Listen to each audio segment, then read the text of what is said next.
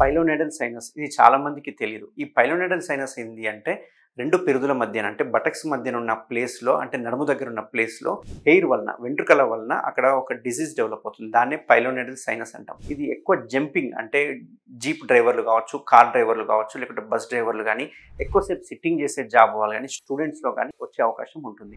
దీనివలన అక్కడ చీముగడ్డ డెవలప్ అయిపోయి అది పగిలిపోయి అక్కడి నుంచి చీము వచ్చిన తర్వాత అక్కడ చిన్న పొక్కులాగా అలాగే మిగిలిపోయి అక్కడి నుంచి కంటిన్యూస్‌గా చీము గారడం, అప్పుడప్పుడు ఎండిపోవడం, మళ్ళీ చీము గారడం అనేవి చూస్తూ ఉంటాం. దీన్నే పైలోనైడల్ సైనస్ అంటాం.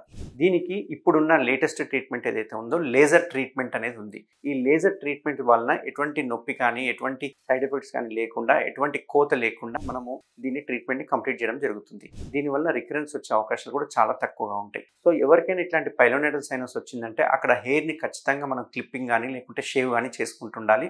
లేదు అంటే పర్మనెంట్ లేజర్ హెయిర్ రిమూవల్ చేయిస్తూ ఉండాలి. ఎవరికైనా పైలోనైడల్ సైనస్ ఉంటే లేజర్ ట్రీట్మెంట్ కోసం ట్రీట్మెంట్ రేంజ్‌ని సంప్రదించండి. Thank you very much.